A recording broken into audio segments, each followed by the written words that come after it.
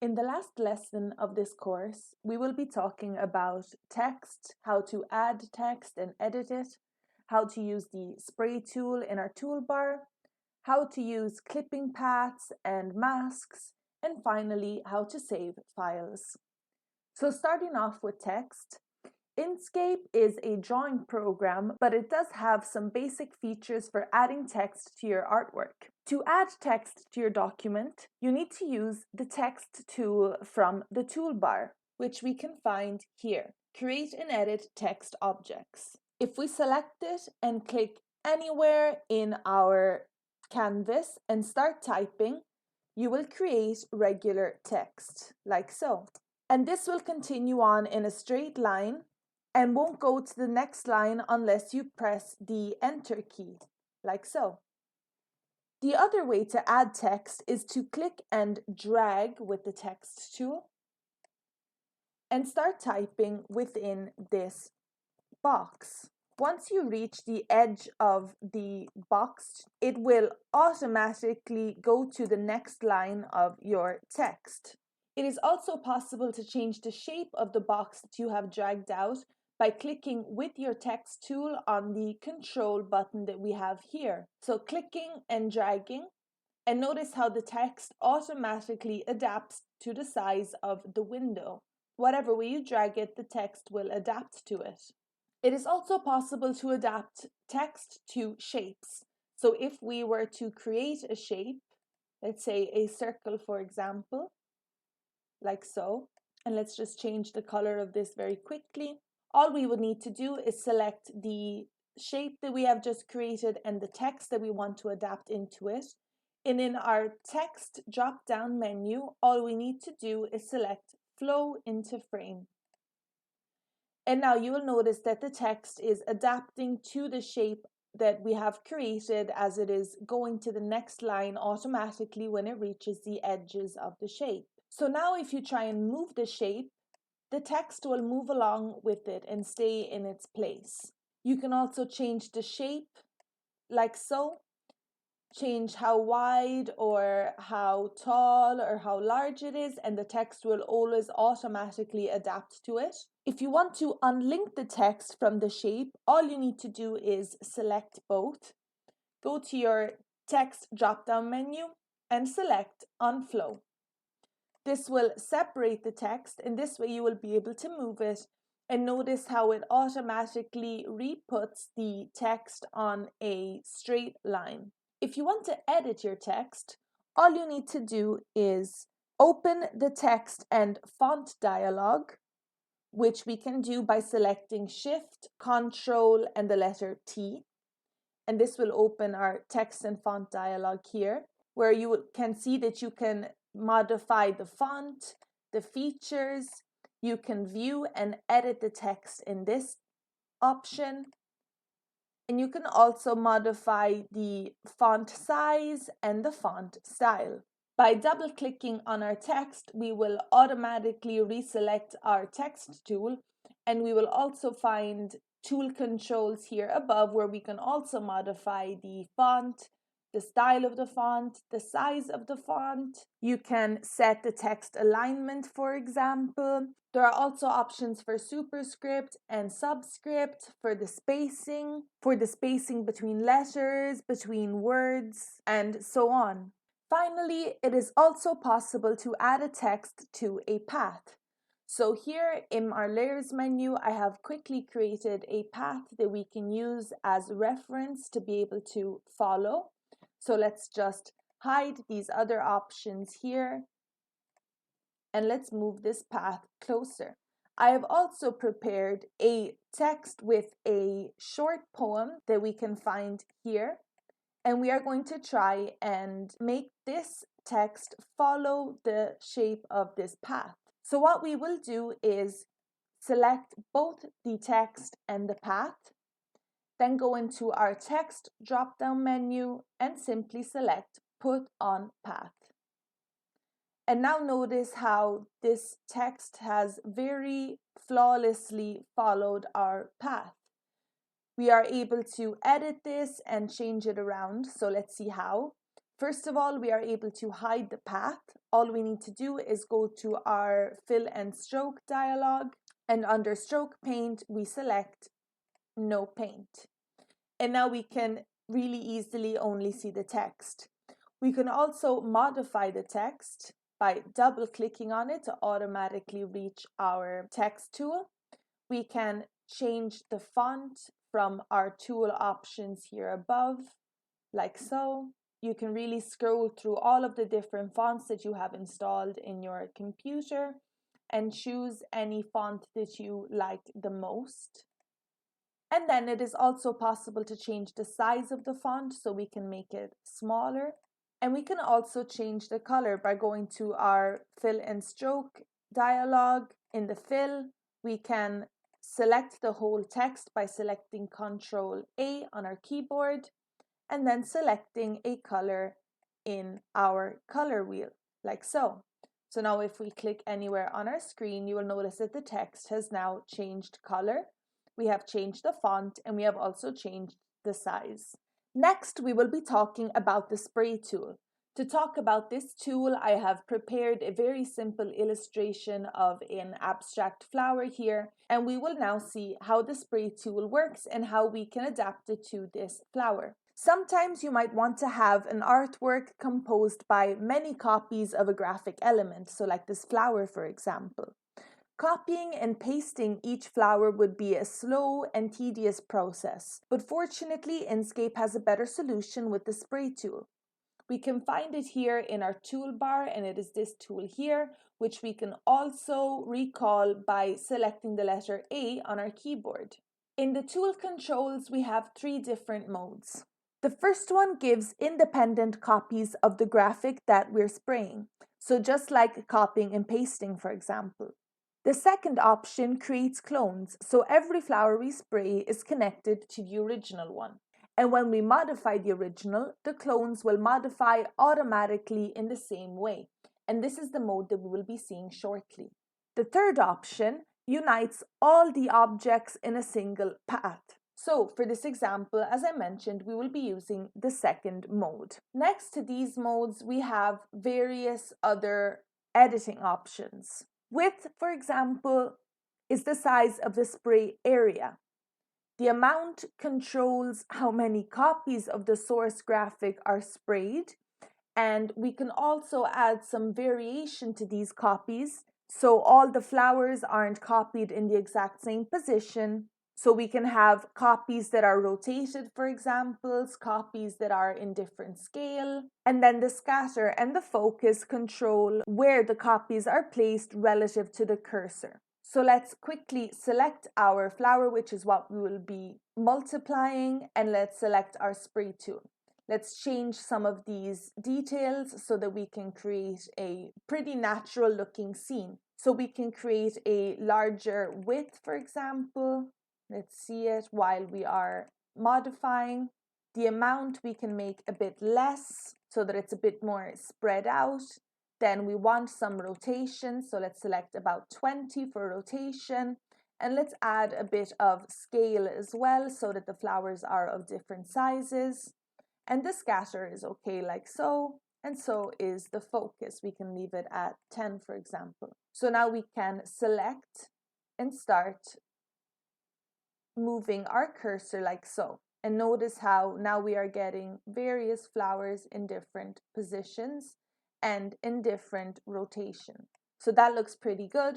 Don't worry if you have added too many. We can always select them and delete them by using our selector tool. We can simply just select the flowers that we want to delete and use our delete button on our keyboard like so. So we can delete these ones that are outside of our canvas as well, as they won't be visible. And now we have a nice amount of flowers. Since we selected the clone mode, if we change the color of the original flower, all the others will change too automatically. So this is the original flower that we had. So if we go to our fill and stroke dialog and select the various elements of this group, because this flower is composed of a group, we could change the colors. So for example, we could make this more of a blue, and notice how they're all modifying automatically. or we can make it a shade of yellow or orange. And notice how they're all changing automatically very easily. To add some variation in the color, we need to break the link between the copies and the original by selecting all of the clones, which we can do by selecting Ctrl A on our keyboard, like so. Then we will go to our Edit drop-down menu, scroll down to Clone, and select Unlink Clone. Now we have all independent flowers, and to add some variation in the color, we can select them all again, Ctrl A, and then we can use our tweak tool, which we have in the toolbar here. With the tweak tool, we need to make sure that we select this option here, jitter the colors of selected objects. So we have that selected, and we need to make sure that we have HSL selected, so hue, saturation, and lightness. We won't need opacity because we won't want any flowers to be transparent. And then all we need to do is click and move our cursor. And notice now how we are getting alteration in the color, how all of the flowers are assuming different shades like so. And we can keep moving over them and keep changing the colors until we reach what effect we like. Notice now how we have so many beautifully different colored flowers with so much ease. We didn't have to go and select each single flower and change the color of each one, but with this very useful tool, we could do it super simply. So now let's just hide the original flower because it is out of place. And let's just create a little scene in the background to place these flowers in. So we can take our pen tool and start drawing like so. So I just want to create a type of field that we can place all of these flowers on, like so. And then we can close it up. And now we have a green field. And don't worry about it being outside of the canvas because we will change that shortly. We can also add a bit of a shading to it. So let's go to our fill and stroke dialog. And in the colors, we can select linear gradient. We can change the direction of it by taking our gradient tool and just moving our stops. And finally, we can also create a little sky background. So let's just take our create rectangle tool. Let's select a random color and then let's click and drag.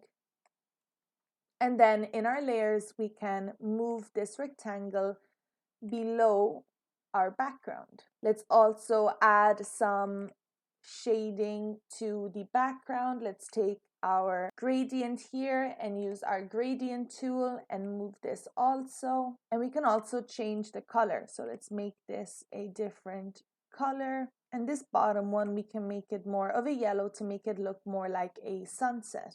Now that we have this little scene, we can talk about clipping paths and masks so that we can enclose this scene in a shape. So if we wanted to enclose this in a circle, for example, we have two ways of doing so. As I mentioned, the clipping paths and the masks. So all we need to do is create a new layer above everything and create the shape that we want to enclose this illustration into. So let's take our create an ellipse tool and let's just drag out an ellipse, and with our control key we can make it a perfect circle like so, release, and then with our selector tool move it to where we prefer. So we can move it here, for example. Then we need to select both the circle that we have just created and the whole illustration, and we can do that by dragging a window over everything like so, and then go to our object drop down menu, scroll down to clip and select set clip. And now notice how perfectly we were able to enclose everything within this one circle. You can change the shape with the node tool. So if we select the shape and select our node tool, we could change it.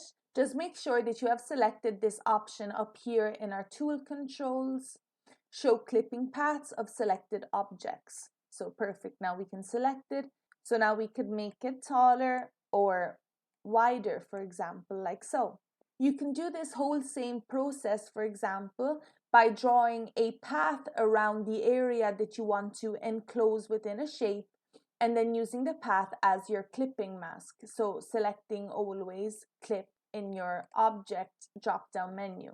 If you want to remove your illustration from clipping, all we need to do is, again, select it all, go back to our object drop-down menu, scroll down to clip, and select release clip. And now it will go back to the original. Now we have moved around this background, but we can bring it back. Another option is to use masks. So a mask makes things visible where the masking object is filled with white, and it hides things where it's black or transparent. So if we want to make the image fade out, for example, we could use a radial gradient. So we can select our ellipse that we have created, open our gradient tool and go to the fill and stroke dialog and select radial gradient, like so. But we need to make sure that the center is white, like so, and the edges are completely transparent, like so. Then all we need to do is select our ellipse and the illustration, so we can select both by dragging a window over them. Then go back to our object drop-down menu, and this time we will select mask and set mask. So notice now how we have created a very faded out, apart from this little flower that was left out, but we can hide that one. So notice how we have created this very faded out scene now, very soft edges, but we can also edit it. If you want to edit it, you need to use the gradient tool, so you need to release this from its mask, and we can do that by selecting everything and then going to our object drop-down menu, mask, and select release mask. And then you can edit your ellipse and the gradient to how you prefer. And then obviously repeat the process once you're done editing what your gradient looks like. So now we have this very delicate scene here. We can also have the text that we had reappear, like so. We can select it and move it to where we prefer. And we can also select it all and resize it to what we prefer. So lastly, what we will be talking about is how to save our work and export it in different formats. So if we wanted to save this now to our computer or to publish online or to print, we would need to follow different processes. First of all, what we will do is go to our File drop-down menu and select Save As. Or also we can use the keyboard shortcut Shift-Control-S. Once we click Save As, it will open a dialog with different options. It will ask us what name we want to give our file, so we could call it Flowers, for example. And then it will ask us where we want to save it, so we will be able to decide where on our computer we want to save it. So I will select the desktop, for example. And then it will also ask us in what format we want to save it. So if we click this little menu here, you'll notice that we have various different options that we can save in. The first one being Inkscape SVG. The reason why we would want to save in this format is if we were going to be working again in Inkscape, because this format will save the file in the easiest way possible for it to be read then again when reopened. We also have a plain SVG that would be useful, for example, if we were going to take our work and bring it into another graphics program. SVG would be ideal for that. We also have compressed options, optimized options. We also have HTML, for example, if you wanted coding to be involved. And we also have PDF, for example, so a portable document format. And then we have other options of SVG, like this one, layers as separate SVG, and so on. So each one of these different options obviously are useful for different outputs. But it is very important to note that since Inkscape is a SVG format software, it doesn't work easily for printing, for example. So it doesn't have a JPEG option here. So if we did want to use this image, this illustration that we have created for print purposes, we would have to save it in another format like SVG, for example, import it into another program, and then convert the SVG to a JPEG, for example. So it is very important just to keep this in mind if you are using the software.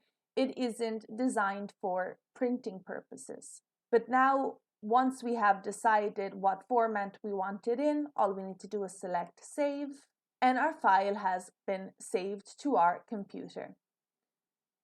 So now that we have talked about how to create and edit texts, how to use the spray tool, and how to use clipping settings and mask settings, and also how to save our file, we can end the lesson here. If you have enjoyed this lesson, make sure to leave a like. If you have any questions or suggestions, feel free to leave them in the comment box below. And if you want to give our channel some support, you can subscribe, and that way you will be able to stay updated on all our new courses. This is the last lesson of the course, so thanks for following along, and I hope to see you in another course.